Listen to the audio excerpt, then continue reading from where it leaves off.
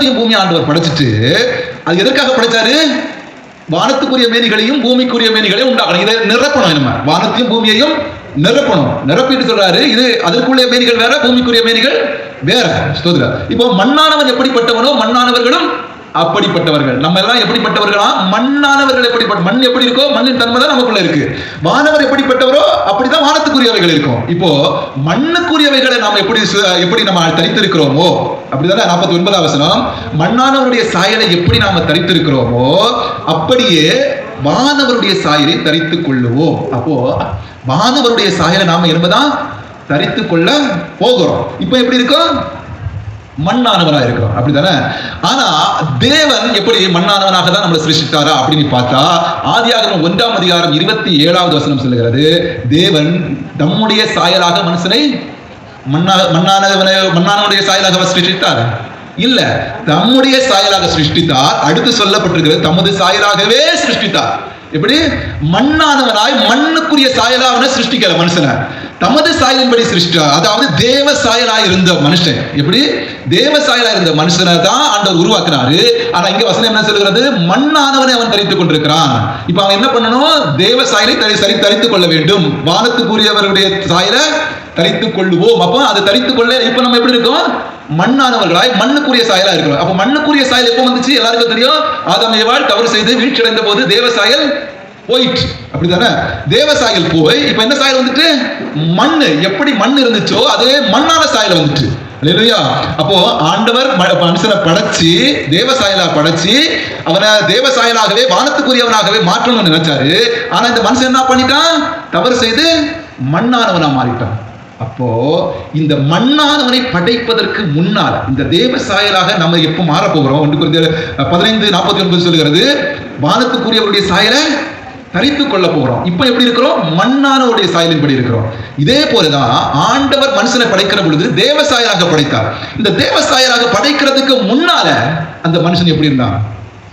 மண்ணா இருந்தான், அப்படிதானே? மண்ணு தானே. இதைத்தான் நம்ம பார்க்க போறோம். இப்போ நம்ம அந்த மண்ணை எப்படி தேவ சாயலாய் மாறினது, நாம எப்படி இப்ப மண்ணானவர்களா நாம இருக்கிறோம். இப்போ நாம என்ன சாயல போனோம்? வானத்துக்குரியவருடைய சாயலா மாறணும். இல்லையா? புரியுதா? அப்போ 2ஆம் வசனம் சொல்லுகிறது, பூமியானது ஒழுங்கின்மையும் வெறுமையுமா இருந்துச்சா. அப்ப இதுதான் நம்ம இன்னைக்கு நம்முடைய நிலைமை. இல்லையா? ஆண்டவர் வானத்தை பூமியும் படைச்சிட்டாரு. பூமிங்கிறது என்னது? மண்ணு. இந்த மண் எப்படி இருக்கு? ஒழுங்கின்மையும் வெறுமையுமா இருக்கு. இல்லையா? இப்ப நம்முடைய வாழ்க்கையில நம்ம எப்படி இருக்கிறோம்?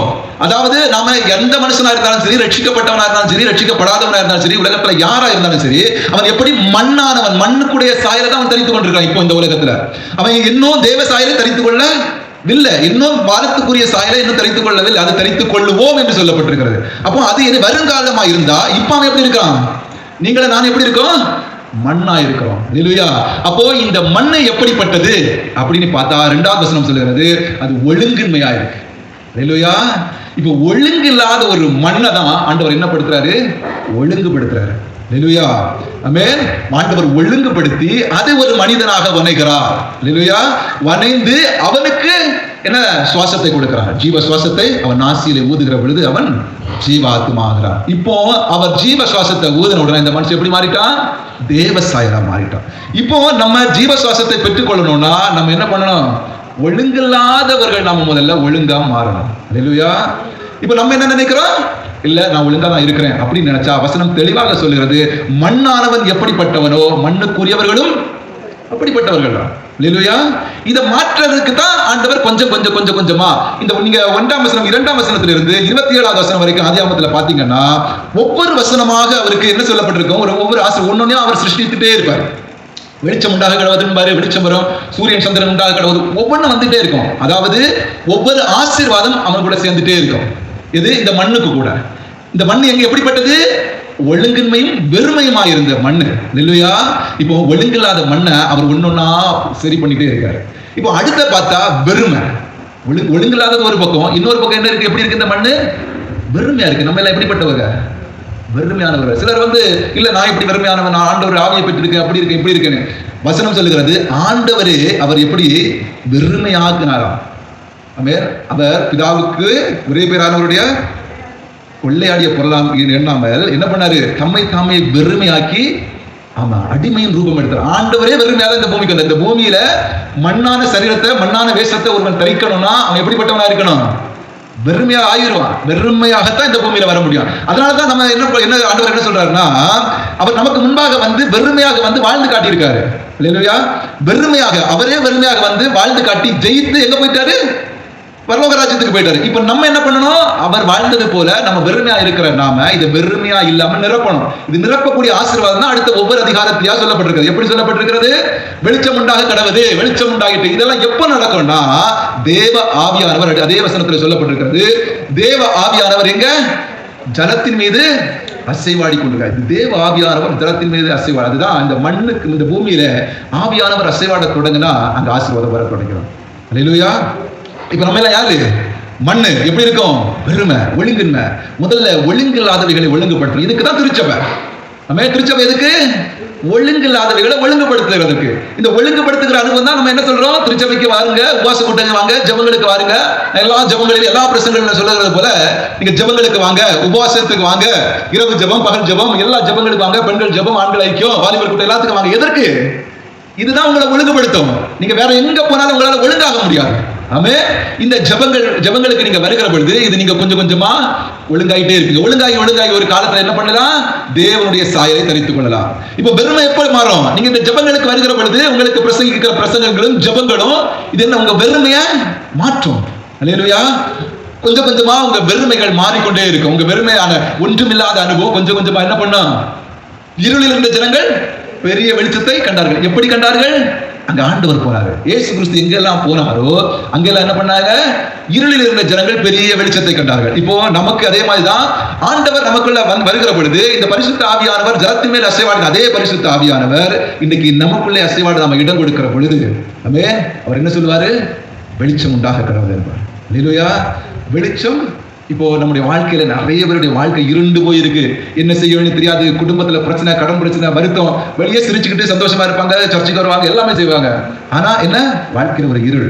இதனால ஆவியானவர் அசைவாடுகிறதுக்கு நாம இடம் கொடுக்கிறது இல்லை. அல்லேலூயா. ஆவியானவர் அசைவாடுகிறதுக்கு நாம இடம் கொடுக்கிற பொழுது நம்முடைய வாழ்க்கை என்னவா மாறும்? வெளிச்சமாய் மாறும். இதே அதிகாரத்துல இங்க அப்படியே கீழே பார்த்துட்டே போனீங்கன்னா அதுல இருந்து 27ஆம் வசனம் வரைக்கும் ஒவ்வொரு ஆசீர்வாதமா சொல்லப்பட்டே இருக்கு. ஒவ்வொரு ஆசீர்வாதமாய் ஸ்தோத்திரம். இதெல்லாம் நம்ம என்ன நினைப்போம்னாக்கி, நம்ம வானத்தை பூமியை படைக்கிற பொழுது ஆண்டவர் மனுஷனுக்கு தேவையானதை முதல்லயே படைச்சிட்டாரு. அப்படிதான் நம்ம நினைப்போம். உண்மைதான், அது உண்மைதான். மனுஷன் இந்த பூமியில வருகிற பொழுது அவனுக்கு எதுவுமே இல்லை அப்படின்னு இருக்கக்கூடாது. அவனுக்கு தேவையானதை எல்லாம் முதல்லயே படைச்சிட்டு அதுக்கு அப்புறம் தான் என்ன பண்றாரு? மனுஷனை படைக்கிறாரு. ஆனா இந்த மனுஷனை படைக்கிறதற்கு, இந்த ஒழுங்கில்லாத மண்ணை எடுத்து ஒழுங்குபடுத்துவதற்கு சில விதிமுறைகள் இருக்கு. என்னென்ன பண்ணணும்? வெளிச்சம் வேணும், சூரிய சந்திர நட்சத்திரங்கள் வேணும், அவனுக்கு தேவையான அந்த மண்ணுக்கு தேவையான வளமை வேணும், அதுக்கு தண்ணி இருந்தா தான் அந்த மண்ணை உருப்பிடிக்க முடியும். இது எல்லாமே செய்கிறது யாரு? ஆவியானவர், கர்த்தர். அல்லேலூயா. இப்போ நம்மை உருவாக்குகிறதுக்கு கர்த்தர் இடம் கொடுக்கணும். கர்த்தருக்கு இடம் கொடுக்கணும், ஆவியானவருக்கு இடம் கொடுக்கணும். அல்லேலூயா. ஆமென். அப்போ ஆதியிலே தேவன் வானத்தை பூமியை சிருஷ்டிக்கிற பொழுது அவர் 2 தன்மையுடையவர்களாய் சிருஷ்டித்தார். என்னது?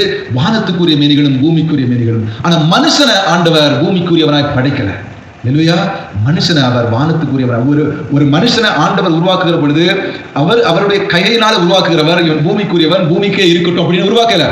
அவர் தம்முடைய ரூபத்தின்படியும் தமது சாயலின்படியே தான் உருவாக்கினார்.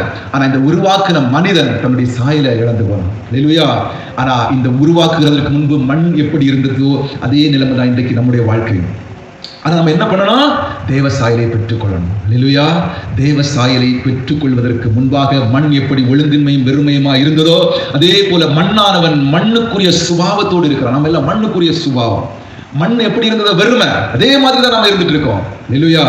ஆமென். நம்ம எல்லாம் எங்க போனோம்? ஆமென். வானவருடைய சாயல். அல்லேலூயா. வானவருடைய சாயலை நம்ம பெற்று நம்ம இதெல்லாம் ஜெயிக்கணும்.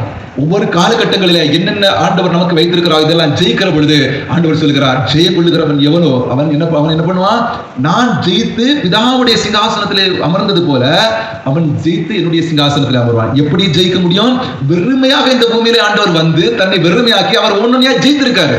ஏன் அவன் தேவ சாயலை இழந்தவன்? தேவ சாயலை இழந்தவனாகவே போயிட்டானா ஆவியானவருக்கு யாருமே இடம் கொடுக்கல. ஆமென். இப்போ தேவன் இயேசு கிறிஸ்து இந்த பூமியில வந்ததுக்கு பிறகு அவர் வாக்குத்தத்தம் பண்ணி அந்த ஆவியானவர் நமக்கு கொடுத்திருக்கிறார். இந்த ஆவியானவர் நமக்குள்ள இருந்தால், இந்த ஆவியானவர் நம்மளே அசைவாடினால், இந்த ஆவியானவர் என்ன பண்ணுவாரு? ஒன்றொன்றா நம்மளை சரிப்படுத்தி இயேசுவை போல மாற்றுவார். அதான் குமாரனின் சாயலுக்கு ஒப்பாய் மாறும்படி நாம் அழைக்கப்பட்டிருக்கிறோம். நம்முடைய அழைப்பதற்கு குமாரின் சாயலுக்கு ஒப்பாய் மாறும். குமாரனின் சாயலுக்கு ஒப்பா மாறிட்டோம்னா நம்ம என்ன பண்ணுவோம்? மறுரூபம். அடுத்து என்னது? வானவருடைய சாயல். குமாரன் யாரு? வானவர். இப்ப வானவருடைய சாயலை நம்ம பெற்றுக்கொள்ளணும்னா அவரை போல நம்ம மாறிட்டே இருக்கணும். அல்லேலூயா, ஆமென், ஸ்தோத்திரம். எத்தனை பேர் ஆயத்தமா இருக்கிறீங்க?